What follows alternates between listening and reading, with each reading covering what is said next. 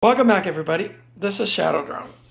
I haven't made a video in a while, so I thought I would put together a really quick video of a project that I'm planning to do right now, and give you guys a heads up or some ideas, hopefully. So, as you can see here, I laid out some components and some frames. Okay, now this isn't the first time I've done this. Okay, so I built a DJI Phantom like this before using a NASA flight controller system, but I used the version 2 instead of the Lite.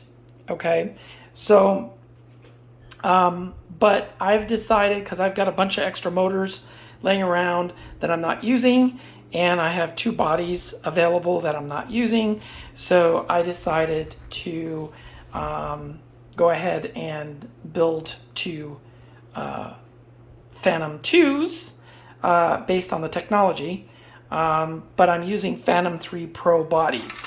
Okay, and I purchased these about 2 years ago. I have everything that goes with them: the upper and lower shell, all the internal plastics, the landing gear, everything that comes with it except the electronics. I also 3D printed a larger battery cover, which sticks out about 2 inches to here, which allows me to put a larger battery in there and get more flight time. And so basically this is the project I'm going to be working on. So what I'm going to do is I'm going to go through this really quick so you guys can see the plan here, and something that you guys may want to do if you want a drone that looks like a retail drone, and without the cost. So talking about the first generation Phantoms, or second generation, which is the Phantom 2, was basically put together by a flight controller similar to the NASA flight controller system. Now, the Phantom flight controller, which looks identical to this, okay, except for a yellow sticker on it, and it says, instead of NASA, it said Phantom. Okay, that was basically what they used. They used a all-in-one board for the all the other features, and then of course they had their ESCs in the arms, and then they had the standard DJI motors that came with that specific model, which were great, but in my opinion were a little underpowered. So what I'm doing here is I'm basically going to be building 2 DJI Phantom 2s in Phantom 3 Pro frames with a little bit higher technology than the Phantom 2 originally came with. Okay, so when you look at the Phantom box or flight controller, it was first generation. Then came the NASA Lite, and then after the NASA Lite came the NASA M version 2, okay, which a lot of you are probably familiar with.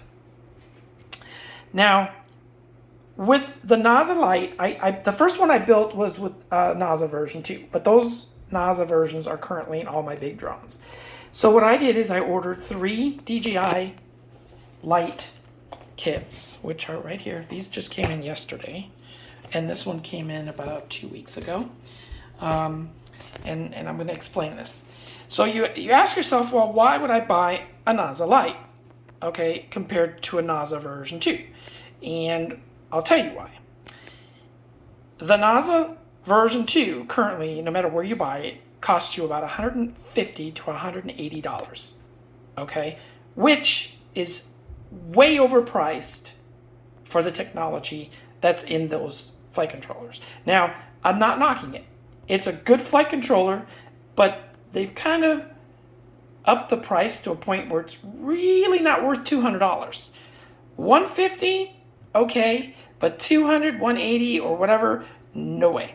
So what I've done is simple. I have a software that allows me to force feed NASA version 2 firmware on a version Lite, okay?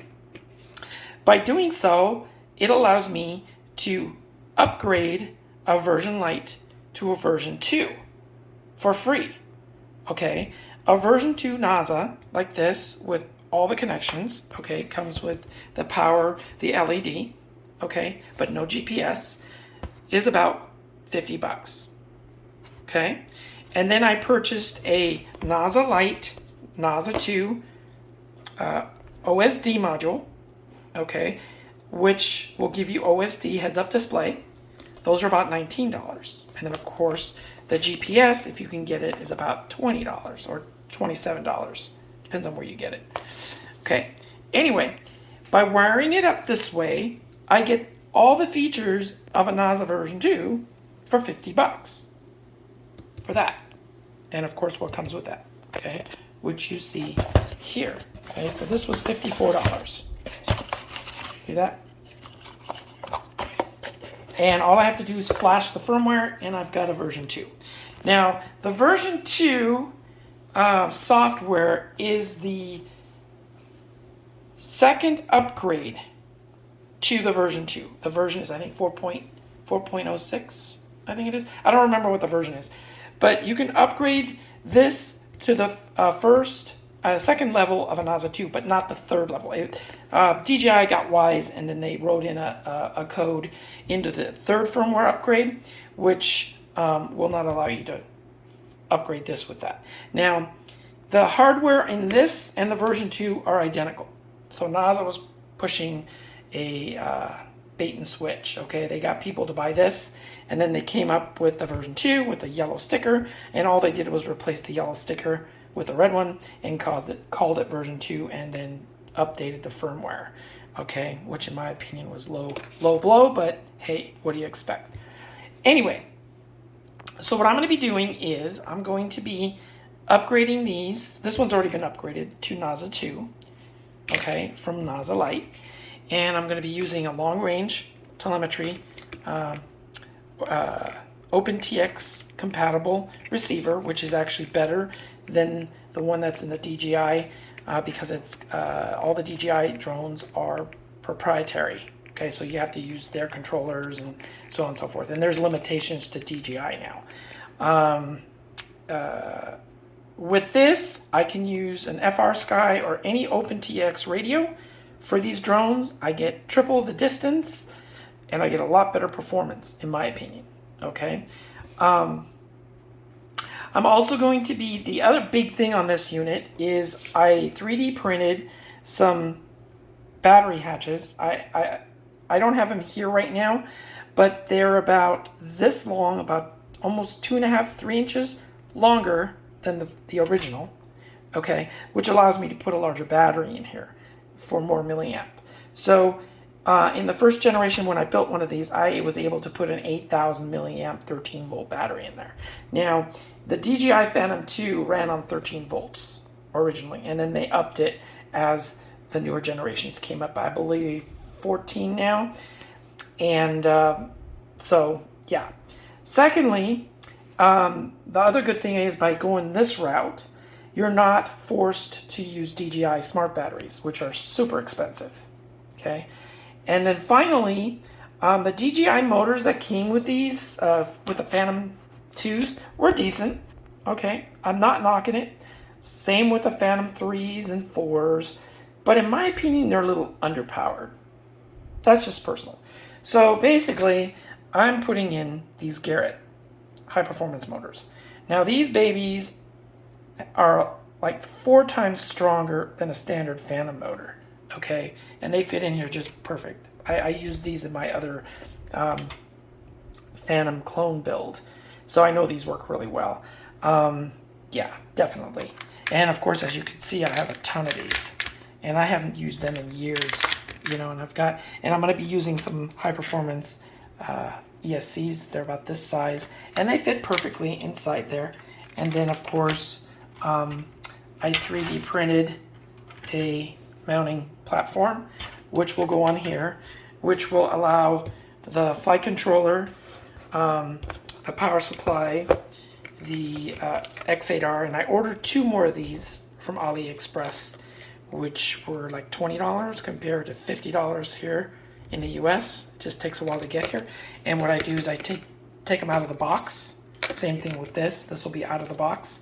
So it makes it smaller. And the LED is going to be mounted at the bottom of the drone, right where this opening is, this little grill piece. And what that'll allow it to be, it'll allow the red to blink down towards the bottom to give you all the LED signals that you need to know, you know, the settings on the flight controller, because there's really no way to wire those into the lights or the LEDs that I'm going to be mounting here for the navigational lights. Okay, so these navigational lights will just come on and stay on. They will give you no errors, blinks, or anything like that. That's what this is for. And by mounting this at the bottom here, that gives me what I need to see even when it's in the air. Okay, and then also I ordered some 2.4-inch long antennas to swap out these babies with. Okay, so this way I can run the antennas out of the frame and down the landing gear, just like the original DJI was set up. Okay, and then finally I'm going to be building a custom attachment at the bottom, like a gimbal, and then all this stuff will be installed on a removable gimbal. Okay, so then I can put a camera on it and fly it FPV and have heads-up display with this module. Okay, so I know you might think, okay, it's kind of a crazy idea to do this, but I think it would be kind of cool. I'm going to definitely set these things up exactly like a DJI with the colors and the tape on the leg, on the arms, so they look they will look like a OEM DJI Phantom. In this case, Phantom 3, but the internals are going to be Phantom 2 slightly upgraded. So in other words, when they first came out with 2s, and the first upgrade most people did went from the Phantom flight controller, and they either bought the Lite or the version 2 to upgrade their Phantoms. Okay, so there you go. If you have any questions, let me know what you think. Input is always appreciated.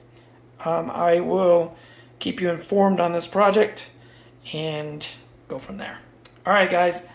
This is Shadow Drone out. I will probably post another video. And if you have any questions, I'm always there. I had one person ask me about the Solvo 2. I'm waiting for him to upload a video to show me what his issues are. And hopefully I'll be able to help him. All right, then. You guys have a good weekend. Shadow Drone out. Fly safe.